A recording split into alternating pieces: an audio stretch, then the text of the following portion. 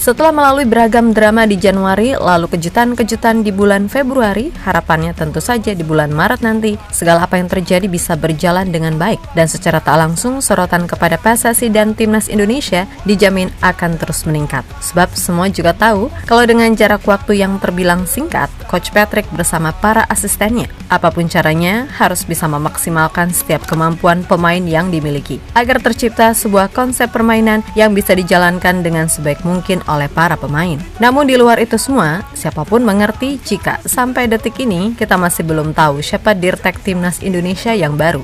Dan Pak Erick mengatakan jika paling enggak tanggal 27-28 semuanya diusahakan clear. Nah, perkara nama-namanya sebelum ini udah banyak yang muncul, termaksud Simon Tahamata, walaupun itu juga belum pasti. Akan tetapi, pada Selasa sore 25 Februari 2025, PSSI secara resmi mengumumkan sosok Jordi Cruyff sebagai technical advisor atau penasehat teknik, hal yang pastinya sangat positif. Terlebih Jordi sendiri kabarnya juga udah punya hubungan baik dengan sosok Patrick Kluivert serta Dani Lanzat. Dan setidaknya dari penunjukan ini akan ada 8 keuntungan yang didapat dari penunjukan yang bahkan kembali menyita perhatian media-media besar di dunia.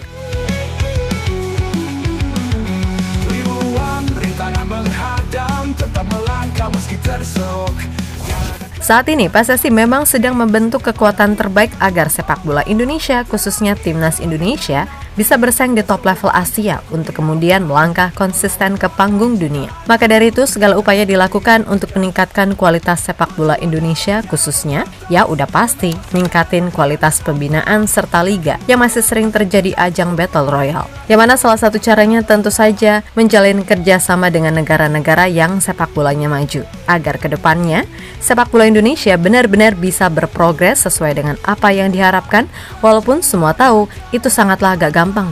Dan perihal tim nasional, fair aja kalau kita hanya terus mengandalkan pemain dari kompetisi domestik, ya maaf aja nih, kualitasnya bahkan di ASEAN aja masih keteteran. Tentu pada akhirnya PSSI harus mengambil jalan pintas untuk mengambil pemain keturunan yang punya potensi serta kemampuan yang diharapkan bisa mengangkat level timnas serta menjadi pematik bagi para pemain di liga lokal untuk terpacu bekerja lebih keras. Dan seperti yang kita tahu kalau sekarang, Timnas Indonesia udah banyak diisi oleh pemain keturunan dan sebagian besar usianya masih dalam usia muda ataupun usia prime pesepak bola. Terbaru, ada 3 nama yang sedang diupayakan udah bisa nyusul oleh Romani main di bulan Maret nanti, yaitu Dean James, Emil Audero, dan Joey Pelupesi.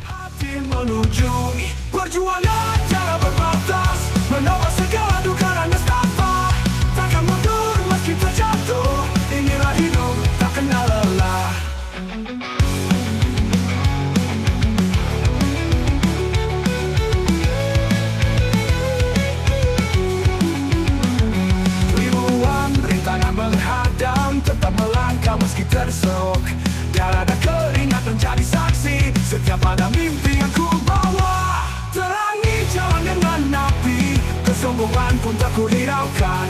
Melawan badai cintaanku, ku tetap berdiri tegak. Perjuangan tiada berbatas, menolak segala duka. Yap, di luar dari pemain keturunan, kita juga nggak boleh lupa terkait hal-hal non-teknis. Dan sejauh ini satu persatu kebutuhan itu udah terpenuhi, mulai dari tim pelatih hingga staf lain di beberapa sektor. Akan tetapi dari semua itu, tentu yang masih jadi tanda tanya, kira-kira siapa Dirtek barunya, kan gitu. Yap, sebelum ini muncul beragam nama terkait siapa Dirtek yang baru. Mulai dari nama Pepin Lijnders, Jos Lukai, Henk ten Cate, dan Fred Rutten, hingga terakhir nama Simon Tahamata juga santer dikaitkan. Nah, Pak Erick sendiri beberapa waktu lalu menyampaikan kalau pengumuman Dirtek yang baru rencananya akan diumumkan antara 27 atau 28 Februari 2025, di mana beliau menuturkan kalau berkas-berkas pengajuannya udah sampai, tapi ya seperti biasa, ini tinggal urusan nego dan lain-lain. Targetnya tanggal 28, seperti yang saya sampaikan, maunya dipercepat tapi belum, karena kan biasa negosiasi, kontrak berapa lama, job desk-nya apa, bebannya apa, ya dinamika seperti itu ada. Dan saya belum tanda tangan sampai hari ini, masih ada waktu berapa, 6 hari, 7 hari, ya siapa tahu dapat. Ya, tadi saya masih pantau lagi karena saya udah tahu pertanyaan itu. Proposalnya kita sudah kirimkan 3 hari yang lalu, tapi belum direspon. ya sabar, namanya juga pengen. Jadi mudah-mudahan ya kalau Senin sepakat dengan isi kontraknya ya baru kita umumkan tanggal ya 27-28. Yap, untuk saat ini publik jelas masih menerka-nerka. Siapa sih orang yang dimaksud Pak Erick? Dan baru-baru ini pengamat senior Sabto Haryo seperti memberikan clue terkait calon dirtek yang baru dalam program DPI di Jebret Media. Yap, dalam program itu Bung Haryo mengatakan clue terkuatnya yakni dirtek barunya umurnya 51 tahun. Nah, setelah itu ramailah orang-orang mencari tahu. Sampai tak lama, nama Jordi Cruyff muncul sebagai calon terkuat sebagai dirtek. Awalnya gitu. Yap, Jordi sendiri adalah anak dari legenda sepak bola asal Belanda, Johan Cruyff.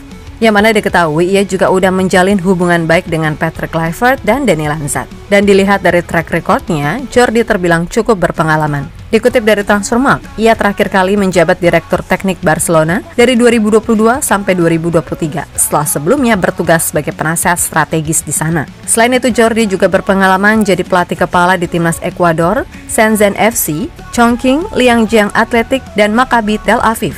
Kemudian sebagai dirtek, selain di Barca, ia juga pernah menjadi dirtek di klub Liga Siprus, AEK Larnaca. Jelas dari beberapa track record yang dimiliki, plus reputasi sebagai anak legend, pastinya publik berpikir, wah ini cocok nih. Akan tetapi pada Selasa sore 25 Februari 2025, PSSI mengumumkan jika Jordi Cruyff resmi ditunjuk sebagai penasehat teknis, bukan dirtek. Di mana Pak Erick menjabarkan kalau tugas utama dari Jordi, yakni membantu memberikan masukan secara teknis dan coba mengembangkan filosofi sepak bola di Indonesia. Termaksud ya, membantu mencari dirtek untuk Indonesia. Kita memerlukan individu-individu yang memang bisa menjadi bagian kita membangun daripada program-program besar kita ke depan. Pada saat ini saya baru bisa mengumumkan technical advisor untuk tim nasional kita, yaitu saudara Jordi Cruyff yang terakhir memang menjabat sebagai sporting director di FC Barcelona yang terakhir tahun 2023. Nah, jadi ini juga saya sudah sampaikan ke Patrick Kluivert untuk bisa mulai berdiskusi. Lebih lanjut, di luar dari tugas-tugas yang nantinya akan diemban, pastilah bergabungnya sosok yang berpengalaman serta punya bapak seorang legend besar di sepak bola akan membuat Indonesia mendapatkan banyak keuntungan. Dan setidaknya akan ada 8 keuntungan dari bergabungnya pria 51 tahun tersebut ke Indonesia. Yap, keuntungan yang pertama adalah soal pengalaman internasional. Jordi diketahui memiliki rekam jejak di berbagai klub dan tim nasional. Maka dari itu, ia dianggap akan membawa perspektif global yang bisa meningkatkan kualitas sepak bola Indonesia secara umum. Dan saat di Maccabi Tel Aviv, ia berhasil membawa klub meraih 3 gelar Liga Premier Israel berturut-turut dari 2012 hingga 2015, serta berpartisipasi reguler di kompetisi Eropa seperti Liga Eropa dan Liga Champions. Kemudian yang kedua, soal filosofi sepak bola modern. Sebagai putra Johan Cruyff, sudah pasti ia mewarisi filosofi sepak bola menyerang dan atraktif, atau ya bisa kita kenal dengan istilah total football. Yang mana itu sejalan dengan apa yang ingin Pak Erick tanamkan untuk sepak bola Indonesia ke depannya. Ditambah sekarang jajaran pelatih timnas juga semua adalah penganut mazhab total football yang merupakan warisan dari Johan Cruyff. Ya jelas ini mah bakal ada kesinambungan di antara mereka, karena pastinya dirteknya nanti pun juga kayaknya gak jauh-jauh dari penganut filosofi yang sama. Yang ketiga adalah pengembangan pemain muda. Dengan jaringan dan pengalamannya, Jordi diharapkan dapat membantu meningkatkan kualitas bakat-bakat muda melalui program pelatihan yang terstruktur dan efektif. Walaupun pastinya itu nggak akan mudah karena Indonesia adalah negara yang sangat luas, sehingga butuh effort lebih untuk menyaring bakat-bakat muda terbaik di tiap daerah. Yang keempat, soal pengembangan infrastruktur sepak bola. Selama masa jabatannya di AEK Larnaca, pria 51 tahun itu berhasil membantu klub mencapai babak grup Liga Eropa. Tentu saja itu adalah prestasi bersejarah bagi klub dan sepak bola Siprus. Nah, pengalaman ini pada akhirnya menunjukkan soal kemampuannya dalam membangun infrastruktur dan program yang efektif, di mana itu dapat diterapkan untuk meningkatkan fasilitas dan program pelatihan di Indonesia.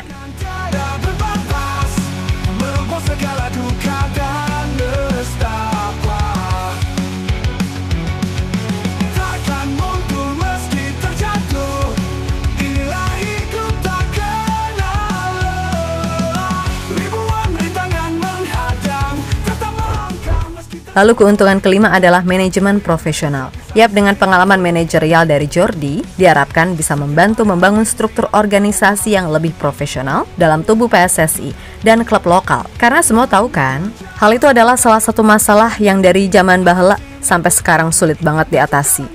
Keenam, soal adaptasi dan fleksibilitas budaya. Yap, Jordi Cruyff telah bekerja di berbagai negara dengan budaya sepak bola yang berbeda. Tentu saja pengalaman ini membuktikan kemampuannya untuk beradaptasi dengan lingkungan baru dan memahami dinamika lokal sangatlah baik. Jelas, itu adalah sesuatu yang sangat penting untuk mengembangkan strategi yang sesuai dengan konteks sepak bola di Indonesia yang kita tahu seperti apa.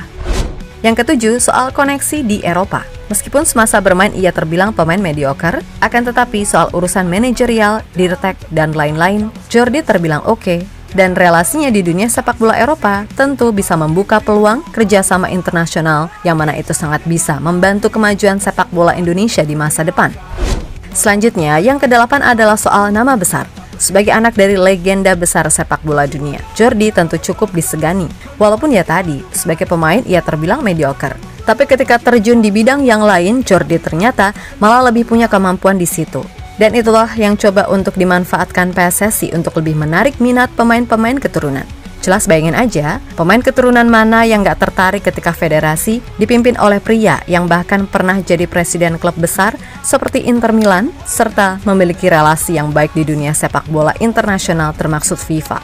Kemudian jajaran pelatih yang isinya legend. Pun begitu dengan keberadaan Jordi Cruyff, serta nanti dirtek baru yang kemungkinan juga merupakan nama besar. Wah, pemain kaliber Ian Mason ataupun Pascal Struijk bisa jadi sat-sat digait untuk dinaturalisasi. Walaupun di satu sisi Pak Erik pun menegaskan kalau Jordi nggak akan ditugaskan buat merayu, membujuk, atau apapun, biar pemain keturunan mau. Tapi ngelihat, oh pelatihnya kok ini, asistennya ini, lalu dirteknya ini, dan penasihatnya ini. Ya normalnya aja lah, pemain keturunan pasti melihat ini adalah sebuah proyek besar untuk jangka panjang.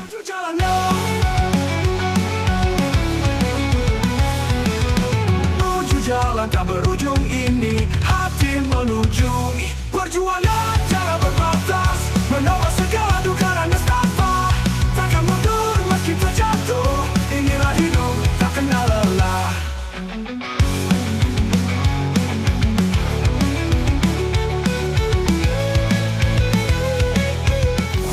Di sisi lain, soal kemampuan Pak Erick Thohir pada akhirnya juga mendapatkan pujian dari Presiden FIFA, di mana Gianni Infantino bahkan menyebut kalau apa yang dilakukan Pak Erick bisa jadi belum pernah terjadi khususnya di kawasan Asia, serta layak jadi percontohan khususnya bagi negara-negara di ASEAN yang masih dianggap sebelah mata. Menurutnya, progres sepak bola Indonesia pelan-pelan udah menunjukkan kemajuan pesat, terutama jika dilihat dari prestasi yang ditorehkan timnas Indonesia, baik di level senior ataupun junior dalam beberapa tahun terakhir. Sepak bola Indonesia telah mengalami kemajuan besar dengan berhasil mencapai semifinal Piala Asia U23 2024, babak 16 besar Piala Asia 2023, dan putaran ketiga kualifikasi Piala Dunia 2026 zona Asia. Mereka juga menjadi tuan rumah yang luar biasa untuk Piala Dunia U17 2023. Dan saya yakin bahwa di bawah kepemimpinan Presiden Erick Thohir, sepak bola akan terus berkembang dan mempersatukan negara mereka yang hebat. Ucap Gianni Infantino dikutip dari situs resmi FIFA.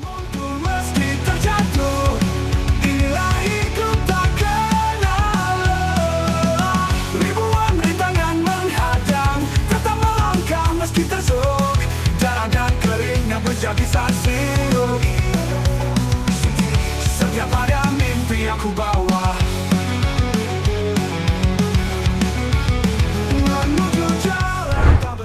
Yap, terlepas dari apapun, di luar nanti siapa yang akan jadi dirtek, pokoknya dia harus membuat sesuatu yang bisa meningkatkan kualitas sepak bola Indonesia. Gak cuma soal timnas, tapi semua aspek khususnya adalah soal pembinaan, yang mana itu adalah pondasi utama untuk jangka panjang. Dan untuk sekarang ini, segala apa yang dibutuhkan untuk menciptakan kesatuan yang kuat, baik teknis maupun non-teknis, itu harus benar-benar dilakukan. Termaksud ya penunjukan Jordi Cruyff sebagai penasihat teknis. Nah, kalaupun dalam titik ini ada yang iri karena Indonesia jadi negara ASEAN bahkan Asia yang paling disorot, ya udah biarin aja nggak apa-apa. Hitung-hitung jadi motivasi juga kan buat mereka, khususnya buat tim-tim ASEAN. Toh dulu kita juga pernah ada di titik terendah, maka ya wajar aja jika sekarang kita boleh berbangga diri. So tetap tenang, kalem, kuasai dan rendah hati. Ya, sebagai penutup video ini, yuk sama-sama kita mendoakan almarhum Bejo Sugiantoro yang pada Selasa 25 Februari 2025 telah berpulang ke rahmatullah. Beliau adalah sosok legenda timnas Indonesia yang di masanya dikenal sebagai libero yang tangguh. Serta beliau juga ayahanda dari Rahmat Irianto, pemain yang sekarang merumput untuk Persib Bandung. Semoga segala amal ibadahnya diterima di sisi Tuhan Yang Maha Esa, serta diampuni dosa-dosanya. Dan keluarga yang ditinggalkan diberikan kesabaran. Amin.